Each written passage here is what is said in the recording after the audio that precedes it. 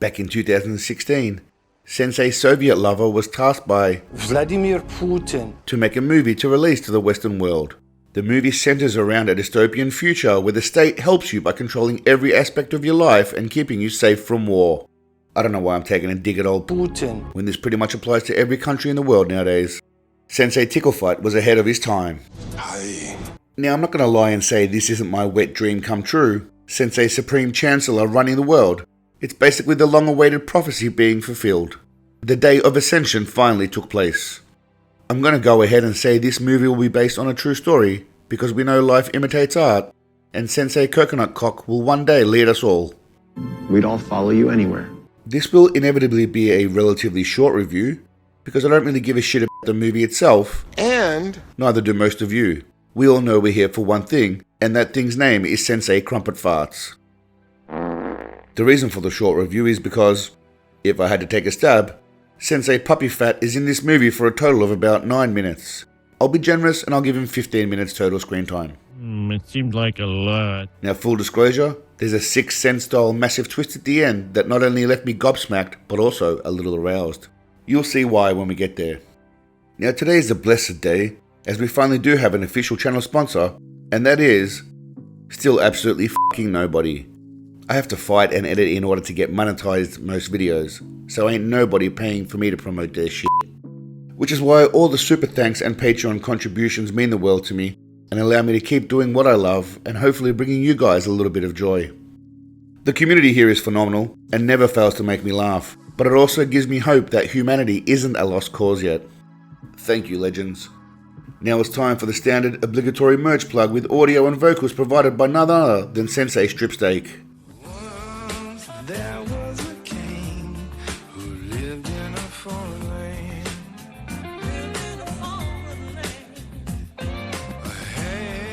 Had riches and gold, the envy of every man. Now the movie intro tells us how lucky we are to have the state watching our every move. And I'm inclined to agree given that it's Big Daddy who is the one watching us. Without the state, humanity will be lost. The state is your friend in a dark night like this, watching over you and your family. Our leader, the director, wishes to thank you for your hard work and dedication. My fantasy usually involves me in the shower and Big Papa watching from the closet, but I'll take this. The director sees all your hard work and will reward all good deeds and punish anyone who threatens the state or its citizens. Now I've got a bunch of people talking in a bar about some stuff. It's pretty much an accurate description, nothing else to add to that. A bunch of seedy old dudes talking about paying to buy a woman. Another accurate representation of old rich white dudes.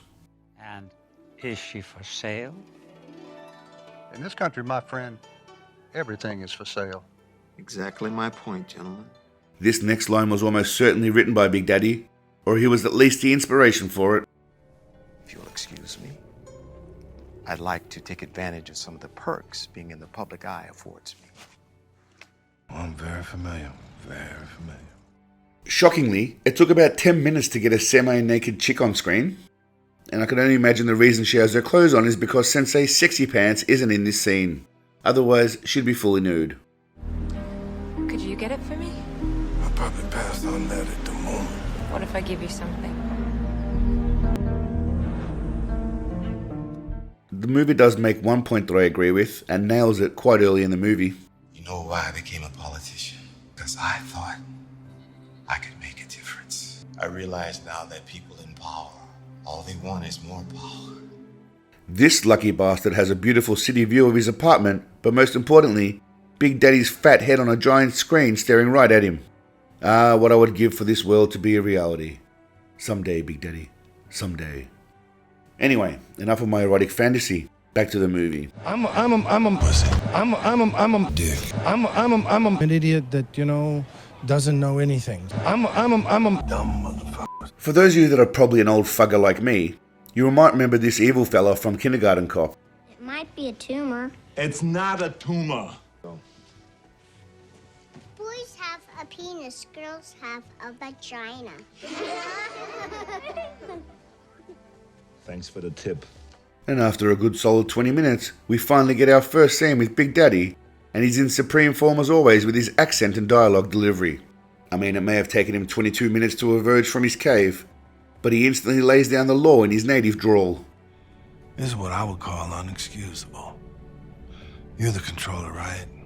This is your responsibility here. I don't know what he is, but he is definitely not white. How do I know this? Because he likes calling other people white. Now get your ugly white ass out of here. And don't come back.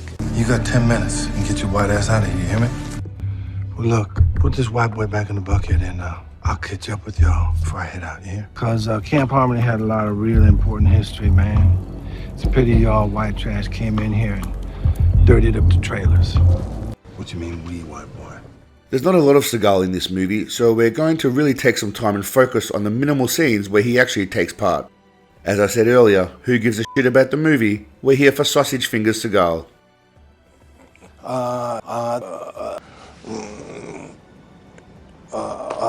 You know,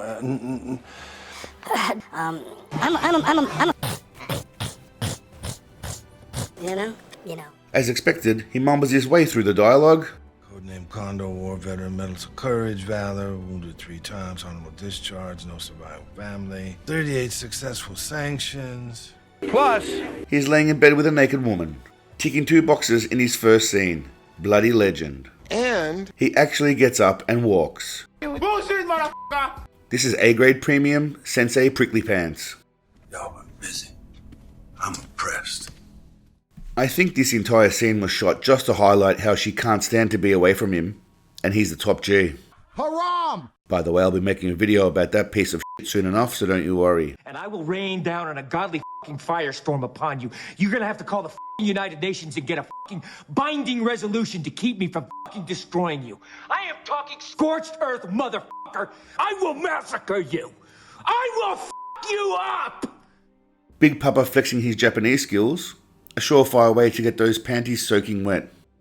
政治的なことは面白くないですわ。冷めないようにね、俺がそこそちらの方行かせていただきます。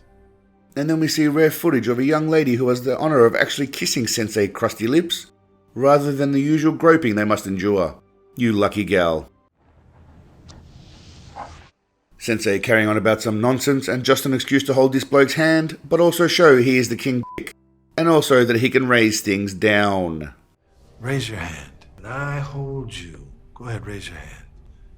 You see, when I raise your hand, you go up. When I raise you down, you go down. When I lift you up, you go up. When I raise you down, you go down. When I lift you up.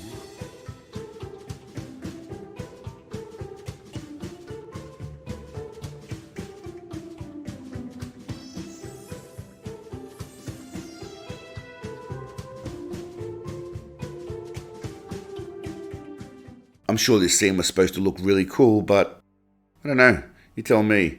He seems slow and sluggish, unlike his usual nimble self.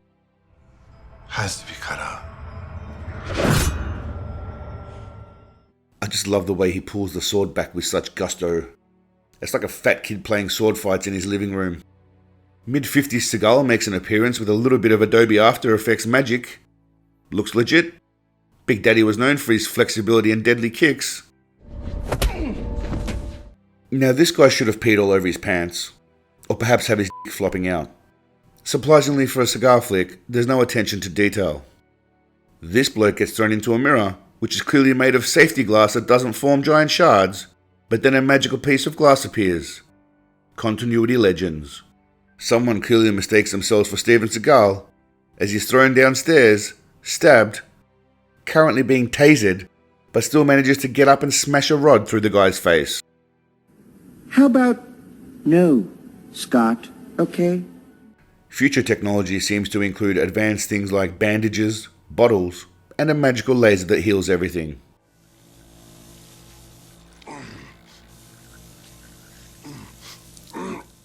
Okay, this scene bothers me.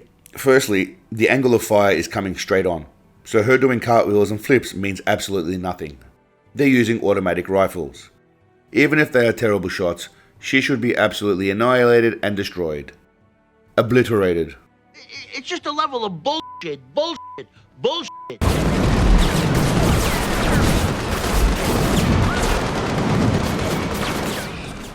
There is only one man who has the potential to nullify bullet attacks, and that's Big Daddy. First, you can approach it like a dragon chasing a cookie. And this comes from the dragon chasing the ball. But to not kill him, we start here and go here. And this comes from the... Or you can just swat them away like the badass that you are. When the girls start to strut, you could look at their butt, you shouldn't do that. The girl dress is just a pity, not just there to cover her kitty. The bad guy from Commando I can beat you. I don't need no gun! makes an appearance as the evil henchman for an easy paycheck. Vernon seems to want to slice up some balls for lunch. Pull these pants down. No. Then old Verno, taking a leaf straight out of the Sensei Contradiction Handbook, lets out this priceless gem. Believe me, sir, I almost had a confession from him. Someone on the inside is working with him. I don't even think he knows who. Alright mate, how can he confess if he doesn't actually know who it is? John? How's your arm, John? Seagal kills her father and then grooms the daughter. She fell in love with him because who doesn't want an overweight Sasquatch 3 times their age? This is Kyoko Oshima, the daughter of Toshio Oshima. After he had him assassinated, she's been with him ever since. No, she fell in love, a classic Stockholm syndrome. I just want to make note that the 2 solitary scenes involving Sensei Fondler, thus far, have involved half-naked women and any excuse for him to touch them. And in this scene, he needs to teach her how to grope him the way he gropes her. So learning and studying acupuncture, herbology, massage, every meridian in your body is an organ. Everything is corrected. Everything is connected to your nervous system. Everything is corrected. Everything is connected to your brain, all of your vital organs. Spine has all of the nerves coming into all of the organs. So we massage kidney, liver, heart, spleen. This is what I need to teach you so that you can do the same to me. You understand?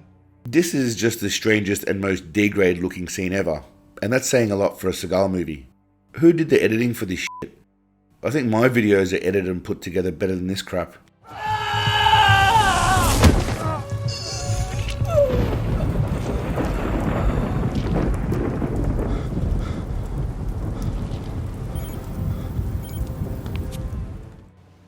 Right.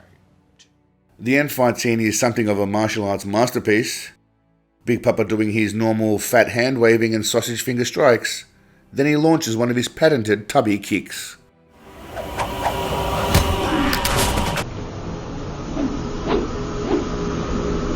What a joker. We are then fortunate enough to be present for some truth bombs from Sensei Santa Claus. This is why this man should be running the world. Tell me, what's the meaning of the truth to you? Everything we hear is an opinion. It's not exactly a fact. Everything we see is perspective. It's not necessarily the truth. I want to see if I can come down inside your mind a little bit and see if you understand what the real reality is. It gets revealed that Blondie and the bad guy from Kindergarten Cop have been manipulating Discount Bruce Willis for their own wishes to kill Seagal and take over as new rulers. How dare you! That is basically an accurate summary of the movie, so you really haven't missed much at all with this review. Now Blondie tries to use her Punani power to try and win over the bald doofus. Please, accent, just tell me there's still a chance. I love you. That part wasn't a lie. Finish her! And thankfully, he doesn't fall for this shit and kills her. It's too late.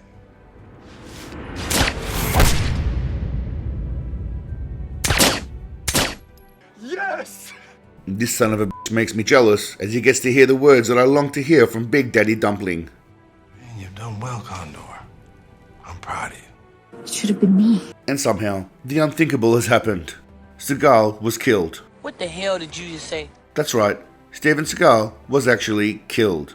What the f is going on? Is the world coming to an end? He very rarely takes a punch, let alone killed. My brain is kind of shitting itself right now. But it might could be an illusion. So in order to defeat a one world government and start an uprising, you basically just need about 8 blokes with swords. No heavy artillery, no insider political influences, just blokes with swords. That's it. It's outrageous. I think it's a joke. I think we just found our new symbol of hope. You bet your ass you found your new symbol of hope. Just when you think it's over, Seagal waddles in at the end to reveal he has a twin brother. You've done a wonderful job for me, brother. I'm really proud of you and really grateful to you. 2 Seagals on one screen at one time. I didn't even know a screen was big enough for 2 of them, but apparently it is. His was a little closer to mine. And of course, the one who waddled in is the main guy, and the one who died was just a puppet. So, technically, Seagal didn't die or lose in this movie. Not only live life with honor, but we die with honor. And that's what you've done. Give me an honorable death. Avenge me, brother. I love how they dropped that shit like there would be a sequel to this movie, as if studios are clamoring to get in line to produce the sequel. I don't get it. What was the actual point of this movie? I really don't know. Overthrow a government in a few days with half a dozen people. Well, that's it, my friends. A massive amount of screen time for Lord Lardy, and he was actually standing up for a great deal of the movie. So we all know he demanded a hefty paycheck for this grueling requirement. I got a lot of money. A world where Sensei Sultanas is the leader is a world that I hope I live to see. I think the world would be a better place if Big Daddy was running things. There would definitely be a greater emphasis on the consumption of baked treats. I love the fuck out of cookies. And elite training on how to run like a nonce. What I don't like is the idea of a centralized power structure giving us the false illusion of choice when we really have limited choice and freedom. I'm not going to get all harpy and preachy, but I will suggest that no matter what your political inclination, do not trust those in power. Left, right, conservative, liberal, Republican, Democrat. These people don't care about you. The people they are really beholden to are the massive corporations who fund them. Like that guy said earlier. I realize now that people in power, all they want is more power. That applies to business and government. So don't look to your government for help. One of my favorite quotes is from Harry Brown, a now deceased US politician and writer. The government is good at one thing. It knows how to break your legs and then hand you a crutch and say, see, if it weren't for the government, you wouldn't be able to walk. Just remember those words because they might come in handy one day. Look after each other, your loved ones. Build your own support network. You never know when you might need it or they might need you. Alright legends, until the next time we get together for a video and a chat, thank you all for watching. Perhaps learn some flips and tumbles this weekend just in case you need to dodge some bullets. But above all, remember to stay awesome. Peace, legends. When I'm sailing away, sun shining bright in the sky, and I'm free when I close my eyes. I can't remember, have no motion in my sorrow.